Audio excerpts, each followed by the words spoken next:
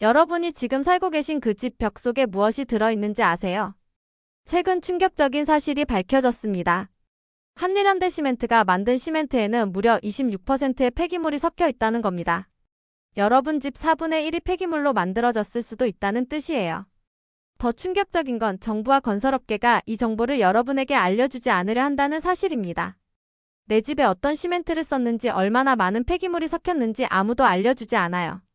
이 영상 끝까지 보시면 여러분의 집이 안전한지 그리고 우리가 어떻게 대처해야 하는지 정확히 알 수 있습니다. 지금 당장 확인해 보세요. 이건 여러분 가족의 건강과 직결된 문제입니다.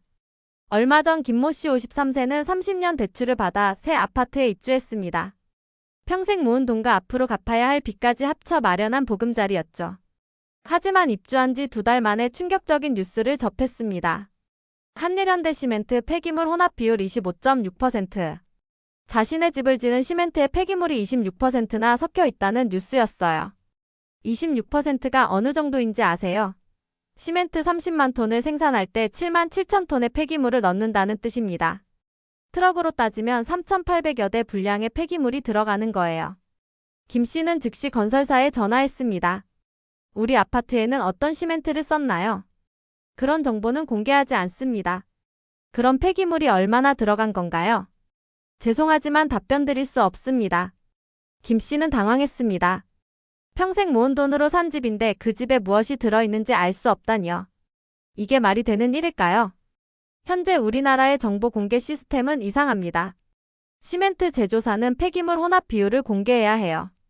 작년에 법이 바뀌었거든요. 하지만 건설사는 어떤 시멘트를 얼마나 썼는지 알려주지 않아도 됩니다. 마치 음식점에서 이 요리에 설탕이 들어갔어요 라고는 하지만 어떤 설탕을 얼마나 썼는지는 비밀이라고 하는 것과 같아요. 국토교통부의 입장은 더욱 가관입니다. 환경부가 시멘트 업체를 관리하고 있으니까 건설사까지 규제할 필요 없다. 환경부는 어떻게 답했을까요? 그건 우리 소관이 아니다. 결국 집주인들만 모르는 채로 살아가고 있는 거예요. 여러분, 이게 정상인가요? 자신의 집에 무엇이 들어있는지 알 권리도 없는 건가요? 최근 공개된 자료를 보면 더욱 충격적입니다. 같은 시멘트라고 해도 업체마다 폐기물 혼합 비율이 천차만별이에요. 한일현대시멘트 삼곡공장 25.6%, 쌍용시엔드의 동해공장 24.2%, 성신양의 23%, 한라시멘트 16%. 가장 높은 곳과 낮은 곳의 차이가 무려 10%포인트입니다. 이게 무슨 의미인지 아세요? 똑같은 값을 주고 집을 샀는데 어떤 집은 폐기물이 16%만 들어가고 어떤 집은 26%가 들어간다는 뜻이에요. 10%포인트 차이가 작아 보이시나요? 30만 톤을 생산할 때 3만 톤의 폐기물 차이를 의미합니다. 트럭 1,500대 분량의 차이예요. 같은 돈을 내고 집을 샀는데 이런 차이가 있다는 게 공정한가요? 더 큰 문제는 집주인들이 이런 정보를 전혀 모른다는 겁니다. 폐기물 혼합 비율이 높을수록 더 위험한 이유가 있습니다. 바로 육가크롬이라는 발암물질 때문이에요. 육가크롬은 세계보건기구 WHO가 지정한 1급 발암물질입니다. 폐암, 코암 등을 유발할 수 있어요. 그런데 우리나라의 육가크롬 규제 기준을 보면 정말 놀랍습니다. 유럽연합 시멘트 1kg당 2mg 이하, 미국 시멘트 1kg당 5mg 이하, 한국 시멘트 1kg당 20mg 이하. 한국이 유럽보다 10배, 미국보다 4배나 느슨해요. 이게 무슨 의미일까요? 폐기물이 많이 섞일수록 육가크롬 농도가 높아질 가능성이 크다는 겁니다. 매일 이 벽 속에서 생활하는 우리 가족의 건강은 과연 안전할까요? 특히 어린 자녀가 있는 가정이라면 더욱 걱정스러울 수밖에 없어요. 하루 24시간 365일 이 공간에서 생활하는데 말이죠. 더욱 충격적인 사실이 있습니다.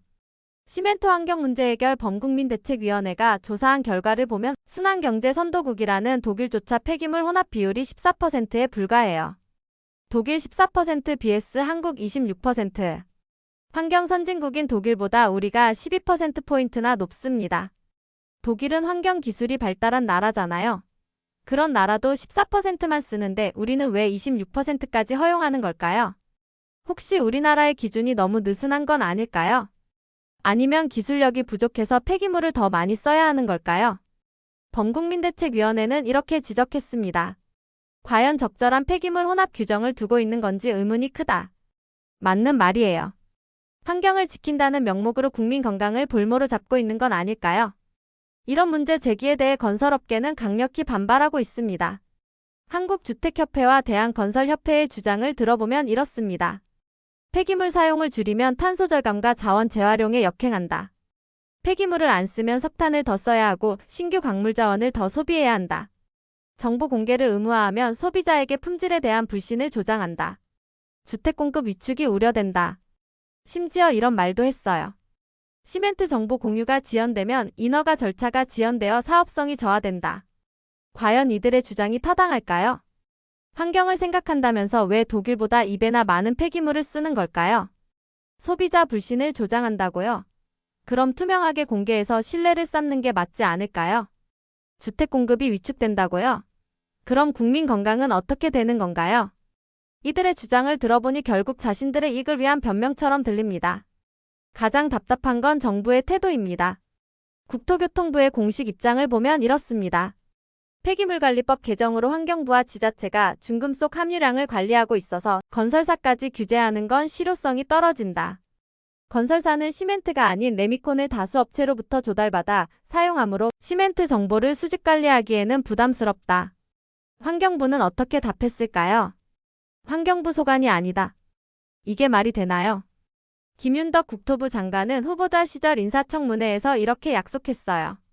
입주민의 건강 증진을 위해 유해성이 높은 건축자재가 건설 현장에 사용되지 못하도록 환경부 등 관계 부처와 적극 협의하겠다. 하지만 정작 장관이 된 후에는 어떤가요? 조용합니다. 결국 부처 간 책임 떠넘기기만 계속되고 있어요.